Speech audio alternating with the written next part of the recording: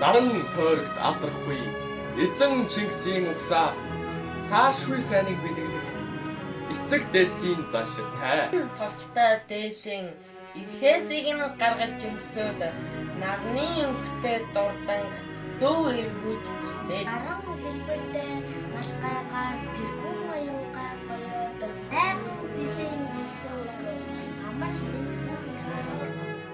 ахтай шаргал цайка нарны туяатай самарц алтан дөрийн сүтээ хайрын бортаа дээжлээ. Ирэх жилийн тойргийг итгэлийн мөнгөөр сулж эдэшүүсний хан дэргэд эрхэм сэг залрах аав ээждэн тэнгэрийн мөнгөтэй хатгаан өрөөж золгоод сар шиндээ сайхан шиндээрээ Стам буурлаан цэнгүүлэн могоо жилийн угтаж байна.